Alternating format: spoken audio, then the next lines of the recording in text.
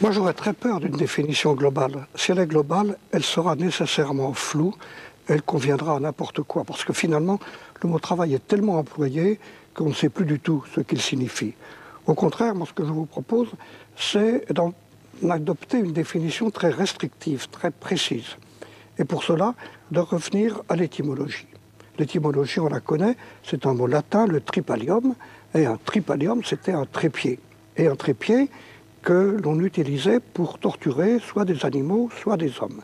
Le travail, au départ, c'est la torture. Et d'ailleurs, il y a certaines expressions où c'est bien dans ce sens-là qu'on emploie le mot. La salle de travail, dans les cliniques d'accouchement, c'est l'endroit où la pauvre femme qui va accoucher va souffrir. Donc le travail, c'est la torture, c'est la souffrance. Et puis malheureusement, peu à peu, ce mot a été utilisé beaucoup plus largement. Alors moi, je vous propose de n'employer le mot travail, mais c'est une discipline pas facile à respecter, uniquement dans le cas d'un travail qui est une torture, qui est quelque chose d'imposé, auquel on se soumet. Alors à ce moment-là, on s'apercevra que bien sûr, moins il y a de travail, mieux ça vaut. Par exemple, un instituteur ne travaille pas. Un instituteur, c'est quelqu'un qui va dans une école, qui échange et qui, au fond, vit. Et à ce moment-là, ça n'est pas quelque chose de subi, ça n'est pas une torture. De même un acteur, de même, etc. Si bien que la plupart des gens pourraient dire que le plus souvent, ils ne travaillent pas, mais ils ont une activité. Et cela met tout de suite l'accent sur l'absence de travail, que l'on déplore souvent, alors qu'on devrait, au contraire, s'en réjouir. L'absence de travail est devenue l'absence d'une fonction, l'absence d'un rôle. Et je crois qu'il vaudrait beaucoup mieux représenter les fameux chômeurs comme des individus à qui on refuse l'accès à une fonction, l'accès à un rôle dans la société. Et on comprend mieux à ce moment-là que, effectivement, c'est la torture, c'est l'absence de travail pour eux. Il y a 17 000 ans, 20 000 ans, des hommes qui n'étaient pas encore civilisés, qui ne travaillaient pas, ont peint les grottes de Lascaux, les grottes d'Altamira, etc. Et en faisant ça, ils ont commencé à créer la civilisation. La civilisation, c'est justement commencer à regarder le monde autrement, à s'imaginer, ce qui est quand même une idée très étrange, qu'en peignant un bison sur le fond de la grotte, eh bien, on va intervenir sur le résultat de la chasse. Eh bien, ils ont commencé, et ça, c'était 5, 6, 10 000 ans avant l'invention de l'agriculture et donc l'invention du travail. Non, le travail n'est venu que bien après. Et en fait, le travail, pour moi, c'est un épisode dans l'histoire de l'humanité, un épisode qui aura duré une dizaine de milliers d'années et qui disparaîtra. Malheureusement, on s'y est un petit peu trop habitué et on a cru que c'était une nécessité. Mais non, le travail n'est pas une nécessité. Dans la nature, c'est un concept qui n'existe pas. Moi, je ne mettrais pas du tout le point de départ de la civilisation à l'invention de l'agriculture et de l'élevage. Ça a été un certain progrès, mais enfin, c'était une direction un peu nouvelle. Mais la civilisation avait commencé bien avant. La civilisation, elle a commencé quand, par exemple, on a imaginé d'apprivoiser le feu. Ça, c'était un bond en avant extraordinaire. Le feu était un ennemi, c'est devenu un allié, c'est devenu un outil. Mais on ne travaille pas pour avoir du feu. On le surveille, on arrive de temps en temps à frotter des bouts de bois ou des cailloux les uns contre les autres pour provoquer du feu, mais ce n'est pas un travail. Et puis surtout une fois dans les grottes, quand on s'est bien réchauffé avec du feu, on s'est aperçu qu'on avait du temps libre. Et qu'est-ce qu'on a fait? On s'est mis à peindre des bisons au fond de la grotte, à peindre même des mains humaines. C'est extraordinaire. C'est ça la civilisation.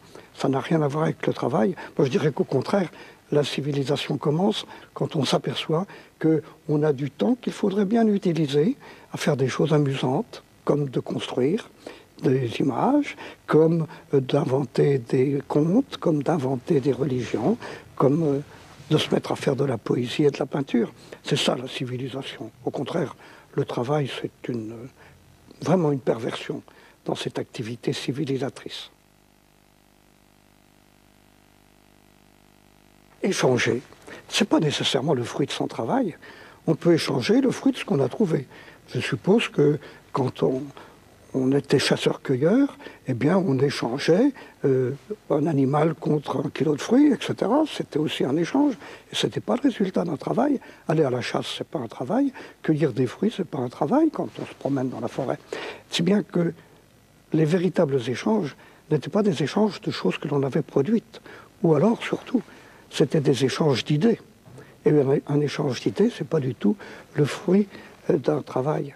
Si bien que notre civilisation actuelle nous fait croire que les seuls biens à échanger sont ceux qu'on a produits. Non, les vrais biens à échanger sont des idées. Et ça, c'est tellement plus important. Avec surtout ce résultat que quand on échange des biens, eh bien, on ne crée rien. Tandis que quand on échange des idées, on crée. J'ai une idée, vous avez une idée, on se rencontre.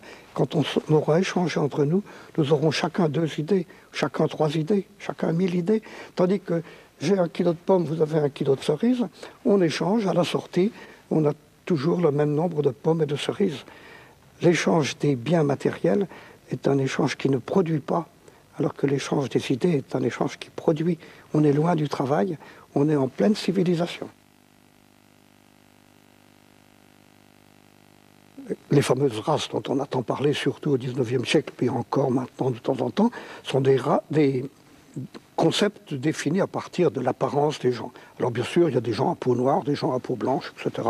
On avait cru pouvoir en faire des races, on s'aperçoit que ça n'a pas de sens. Mais il y a eu aussi une notion de race en décomposant l'humanité en différents groupes qui pouvaient paraître tout à fait hétérogènes. Au fond, il y avait ceux qui travaillaient par nature et ceux qui avaient le droit de ne pas travailler. Par exemple, parce qu'ils étaient des nobles, parce qu'ils avaient du sang réputé bleu, alors que les autres ont du sang que l'on constate bien être rouge. Finalement, il y a eu comme une espèce d'acceptation d'une fatalité que certains étaient faits pour ceci et d'autres étaient faits pour cela. Et ça se retrouve encore maintenant. Quand à l'école on dit « oh, celui-là il est fait pour être un manuel, celui-là il est fait pour être un intellectuel, celui-là il est fait pour être bon en maths, celui-là il est fait pour être bon en rien », eh bien cette vision-là, qui est l'acceptation d'une fatalité, elle ne correspond à rien de vrai. Si c'était vrai, il faudrait l'accepter, même si on trouve ça un peu déplaisant. Mais il se trouve que ça ne correspond à rien de vrai, sauf cas particulier pathologique. Il n'y a pas vraiment de fatalité. Et c'est contre cela qu'il faut lutter. L'acceptation d'une fatalité, d'une classification. Dès qu'il y a classification, il y a finalement un peu de racisme. Ce que je produis m'appartient, évidemment. Et puis je peux le donner, par conséquent, échanger. Mais le plus souvent, ce que j'ai produit, je l'ai produit avec plaisir et absolument donc sans torture et donc sans travail, si on accepte la définition qu'on a donnée au début. Si bien que je ne lirai pas du tout, moi, le travail à la possession. Tout au contraire, il se trouve que quand on va travailler à l'usine, et que c'est un véritable travail, une véritable torture, parce qu'on ne peut pas faire autrement, eh bien justement ce que l'on produit ne vous est pas donné. Il est donné au patron, il est donné à la société qui vous emploie, mais ce n'est pas vous. Et ça fait partie justement de la torture, de penser que ce que l'on a contribué à créer, à produire, eh bien, ne vous appartient pas. Je dirais qu'à partir du moment où on possède un bien parce qu'on l'a fait, le temps qu'on a mis à le faire, les efforts qu'on a mis pour le faire, vous voyez, j'évite le mot travail, eh bien, n'ont pas été du travail, n'ont pas été une torture. Et j'espère que peu à peu, on va entrer dans une société où, effectivement, on dira à chacun ce que tu as produit. Par exemple, les idées que tu as produites, le livre que tu as, l'œuvre d'art que tu as fait, eh bien, elle t'appartient, mais elle t'appartient dans un sens, au fond, qui te permet tout simplement d'échanger. Car l'essentiel, c'est de comprendre que pour vivre, il faut échanger. Non pas seulement pour vivre matériellement, parce qu'il faut échanger des pommes de terre contre des beefsteaks, non, ça c'est un peu dérisoire. Mais pour vivre, il faut se construire. Il faut peu à peu devenir une personne. Et on ne peut devenir une personne que par l'échange. L'échange qui est justement la finalité même de l'appropriation, la finalité même de la production. Mais j'espère surtout qu'il n'y aura plus de travail du tout. Par conséquent, voilà qui sera concret. C'est une société où l'idée même d'aller travailler ne viendra plus à personne, puisqu'il y aura des robots pour faire ça. C'est ce que nous sommes en train de vivre. Depuis un siècle, le nombre d'heures de travail nécessaires pour produire un quintal de blé ou pour produire une voiture, ce nombre a été divisé par 10, peut-être par 100 dans certaines conditions. Et par conséquent, il va bientôt tendre vers zéro, ce nombre d'heures de travail. Alors, il n'y aura plus de travail, qu'est-ce que l'on fera? À ce moment-là, il faut s'apercevoir que vraiment, ne plus avoir de travail est une bonne chose, à condition que ce soit remplacé par un certain projet humain. Quel peut être le projet humain? Quel est-il normalement? Eh bien, il suffit de se rendre compte de ce que c'est qu'un homme. Un homme, c'est un animal, d'accord. Il est soumis aux mêmes contraintes que les autres animaux, d'accord. Mais il a quelque chose en plus. C'est qu'à partir de l'individu qui vient de naître, peu à peu va se construire une personne, c'est-à-dire quelqu'un de conscient et capable de choisir ce qu'il devient. Et pour construire cette personne, chacun a besoin de tous les autres. Et du coup, tout naturellement, eh bien, chacun va être considéré comme nécessaire. L'idée que certains sont en trop, tout simplement parce qu'on ne voyait en eux que des travailleurs et qu'il n'y a plus de travail, eh bien, cette idée-là est complètement monstrueuse. Or, nous sommes en train d'accepter qu'il y ait des gens dont on ne sait pas quoi faire. On les appelle des chômeurs. Et le pire pour eux, c'est pas de ne pas avoir de travail, c'est même pas de ne pas avoir de ressources, c'est d'être considérés comme des gens dont personne n'a besoin. C'est toujours, toujours, toujours faux.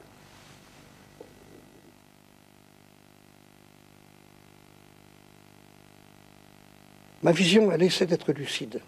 Et je me dis que quand on parle de demain, bien sûr, je ne prétends pas connaître demain, mais je peux essayer de décrire des demains possibles. Un des demains possibles, c'est la continuation de ce que nous sommes en train de faire actuellement. Et qu'est-ce que nous sommes en train de faire? Nous sommes en train finalement de donner le pouvoir à une catégorie de personnages parfaitement respectables, mais qui sont très dangereux, les banquiers. Qu'est-ce que c'est qu'un banquier? J'ai réfléchi et je me suis aperçu qu'un banquier était quelqu'un qui vendait des biens qu'il n'avait pas eu à produire. Un paysan produit du lait et vend le lait. Un artisan produit une armoire et vend l'armoire. Mais un banquier, qu'est-ce qu'il vous vend? Il vous vend finalement l'espoir que vous avez que pour vous, les choses vont s'arranger demain. En effet, il vous prête 1000 francs aujourd'hui et vous lui rendrez 1050 francs dans un an. Et les 50 francs supplémentaires, c'est en fait la valeur de l'espoir que vous aviez que vos affaires allaient s'arranger. C'est ça que vous vend le banquier. C'est pas très raisonnable, c'est pas très respectable finalement. Et ce que l'on peut espérer, c'est que les banquiers ne seront pas les guides de la société de demain. S'ils restent les guides, alors on va nécessairement vers une société où il y aura de plus en plus de gens dont on n'a pas besoin. Et dans ce livre, j'ai proposé un néologisme. Dans ce livre, ce seront des anthros, Z-A-N-T-R-O-S. Alors, être un anthro, c'est pas possible, c'est pas acceptable. Et naturellement, quand on se croit en trop, on n'a que deux solutions, le suicide ou foutre le feu à tout. J'espère qu'on va y échapper à ça. Alors l'autre perspective, l'autre petite fable que j'ai proposée, c'est la victoire de l'humanitude. L'humanitude, c'est un mot que j'ai un peu pris à Senghor. Senghor qui avait parlé de la négritude. Et la négritude, c'était la richesse apportée aux hommes par les gens en peau noire. Eh bien pour moi, l'humanitude, c'est la richesse apportée aux hommes, par tous les hommes.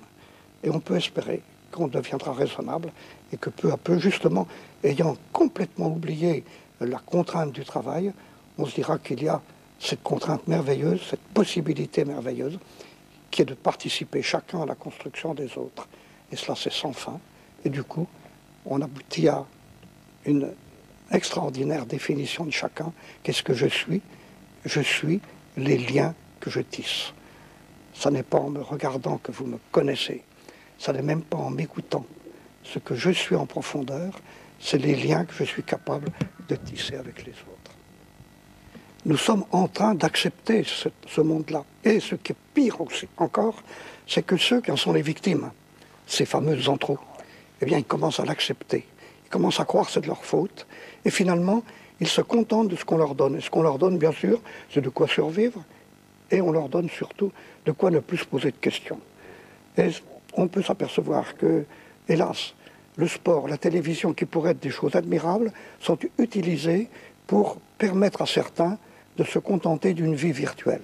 Alors bien sûr, ils n'ont pas assez d'argent pour aller au pôle Nord, mais le pôle Nord, ils le voient à la télé. Ils ne sont pas assez beaux pour épouser la princesse Caroline, mais à la télé, ils peuvent imaginer qu'ils l'épousent. Et puis surtout, ils ne sont pas assez forts ou ils ne sont pas assez adroits pour être des champions du foot ou du basket, mais ça ne fait rien. Ils regardent ça dans leurs pantoufles, ils voient ça à la télé, et puis même, ils s'enthousiasment pour les uns ou pour les autres, alors qu'au fond, ça leur échappe complètement. Le pire actuellement, c'est l'acceptation d'une vie virtuelle par un nombre de plus en plus grand de gens. Et il faudra donc provoquer un sursaut. Oui, de mes deux fables, la fable triste, la victoire des banquiers, bien sûr, elle est la plus probable. Elle a déjà commencé. Mais j'espère qu'on peut obtenir un changement, une véritable révolution, une révolution non violente, qui nous permettra de comprendre que c'est l'autre fable qu'il faut absolument faire vivre. Qui peut faire cette révolution? Je les connais. Ce sont les instituteurs, ceux qui parlent aux enfants. Et il faut qu'ils disent aux enfants, n'acceptez jamais de vivre une vie virtuelle. Vivez une véritable vie, une vie qui vous permette de rencontrer les autres. Les vrais hommes et femmes politiques sont ceux qui ont du pouvoir. Avoir du pouvoir, c'est changer ce qu'il y a dans la tête des autres. Quand un homme politique bien connu parle, il y a des millions de personnes qui l'écoutent, mais personne ne l'entend. On sait d'avance ce qu'il va dire. Quand une institutrice parle à 25 gamins, elle est écoutée. Par conséquent, les hommes et les femmes qui ont le pouvoir, eux qui vont faire la vraie politique, ce sont les instituts. C'est à eux qu'il faut s'adresser pour essayer que demain soit vivable. Pourtant,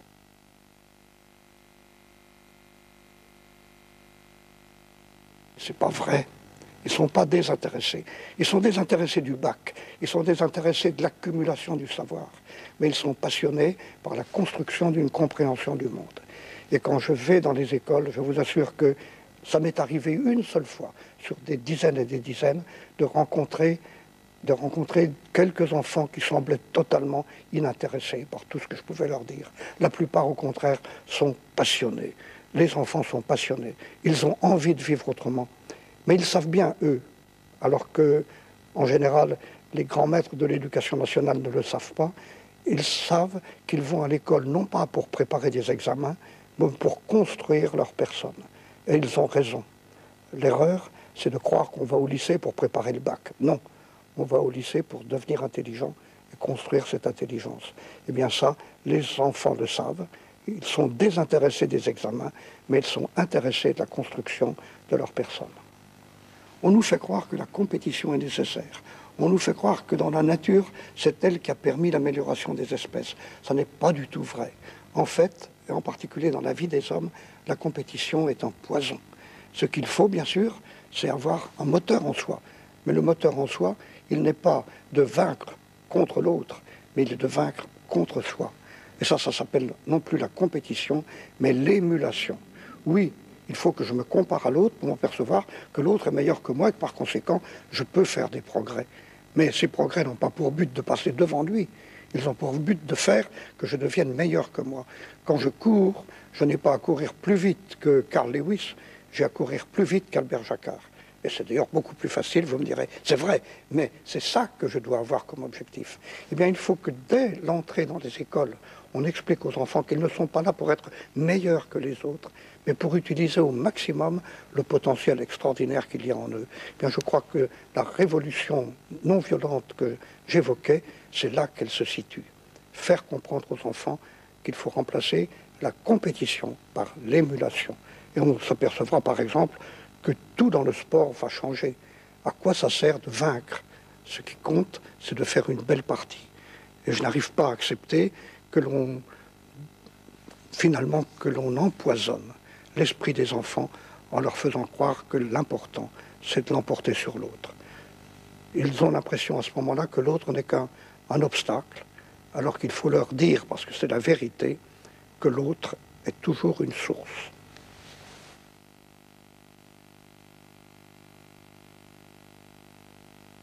Le mot chômage, c'était un mot très positif il y a un siècle. Quand il y avait enfin un jour chômé, parce que c'était la Saint-Machin, tout le monde était content. « Oh, chic, demain, c'est un jour chômé.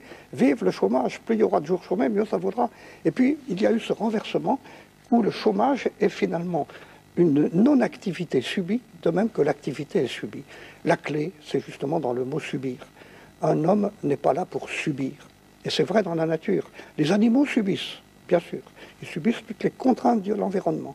Les hommes ne subissent pas. Quand ils avaient froid, au départ, il y a très longtemps, ils grelottaient. Et puis un jour, ils ont inventé le feu et ils ne grelottent plus. Autrement dit, au lieu de subir, ils arrivent à vivre en fonction de ce qu'ils ont décidé. Eh bien, c'est vrai pour ce qu'on a appelé le travail. Quand il est subi, il faut le supprimer. C'est vrai aussi pour l'absence d'activité. Quand elle est subie, il faut la supprimer. Il faut donc avoir une société qui soit capable et c'est pas difficile, de proposer une activité et 1000 activités à chacun. Alors, bien sûr, chacun choisira.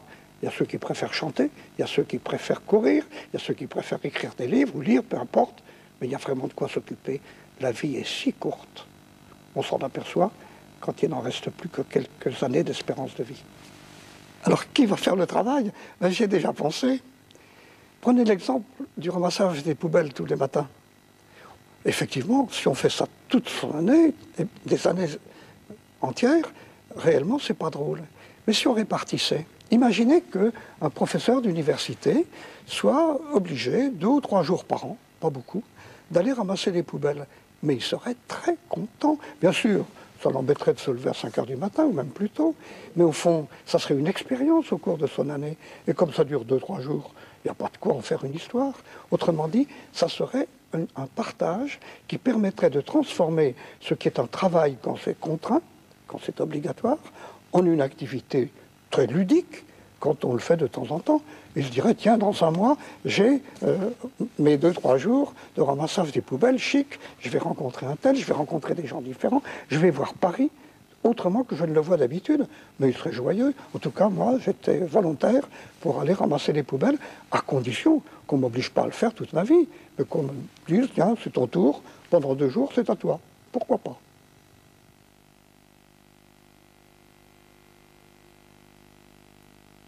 Il y a un siècle ou deux, on expliquait qu'il y avait 2 sources à la dignité. Le travail pour les uns et la propriété pour les autres. Car les grands propriétaires, les grands nobles qui avaient des fortunes colossales, ils n'avaient pas besoin de travailler, mais ça suffisait. Du moment qu'ils avaient des propriétés, ils avaient le droit de vivre. Quant aux autres, ils devaient acquérir le droit de vivre en travaillant. Mais c'est une monstruosité à peu près équivalente à celle qui nous faisait croire qu'on pouvait accepter toutes les tortures dans cette vie et qu'on aurait une récompense plus tard dans l'au-delà. Non, il ne faut pas croire à ce genre de choses. C'est dans l'immédiat qu'il me faut comprendre que tous les hommes ont le même potentiel, ou des potentiels différents, mais en tout cas extraordinaires, et que ce n'est pas par le travail que je vais compenser le fait que je suis né sans propriété. Le propriétaire, finalement, n'est jamais que quelqu'un d'un peu abusif. Et le travail est une torture dont je peux me passer.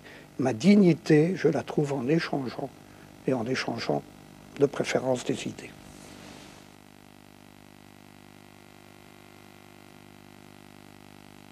L'économie n'est jamais qu'une espèce de façon de regarder le fonctionnement de la société en donnant une valeur à peu près à tout, mais à tout ce qui peut être marchandé. Alors effectivement, l'économie nous apprend quelle est la valeur d'un kilo de blé par rapport à une bicyclette. Mais l'économie est incapable de nous dire ce que ça vaut, ce que produit une infirmière en guérissant quelqu'un, ou ce que produit une institutrice en donnant de l'intelligence à un enfant. Et par conséquent, l'économie, au fond, ça m'est complètement égal, elle ne concerne que la part des activités humaines qui produit des biens marchandables. Or, cette part vient de diminuer de moitié. Au XVIIIe siècle, 97 ou 98% de l'activité des hommes produisait des biens marchandables, donc qui avaient une valeur, donc dont les économistes pouvaient s'occuper. Mais aujourd'hui, c'est moins de la moitié, et dans un demi-siècle, ça sera moins du quart. Autrement dit, le domaine où les raisonnements des économistes s'appliquent est un domaine qui est en train de se réduire comme une peau de chagrin. Parlons d'autre chose, parlons de ce qui n'a pas de valeur marchande, mais qui a la véritable valeur humaine.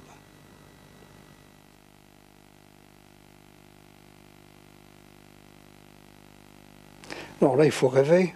Et pourquoi pas rêver? Il faut rêver en se disant, en se réveillant, on aura tous un programme, mais un programme qui ne sera pas imposé parce qu'il faut bien vivre, parce que ceci et cela, mais un programme qui tiendra compte des autres et dans lequel on va choisir. Et quand je pense chaque jour au choix que je suis obligé de faire, moi qui suis justement bénéficiaire de beaucoup de temps libre, je n'en ai jamais assez. Il y a tellement de choses qu'il faut que je fasse. Il faut que je termine un livre, il faut que j'en commence un autre, il faut que je rencontre un tel, il faut que j'aille à tel endroit, et puis j'aimerais tant prendre l'avion pour tel autre endroit, etc. La société du temps libre, c'est la société du choix personnel. Bien sûr, un choix qu'il faut rendre le moins égoïste possible, mais comme ce choix aboutit le plus souvent à rencontrer des autres, à rencontrer des regards, alors je deviens moi en regardant les autres. Et c'est ça, la société du temps libre. Celle où on aura surtout le temps d'échanger des regards. Et puis, de temps en temps, des sourires. Et peut-être même, encore mieux,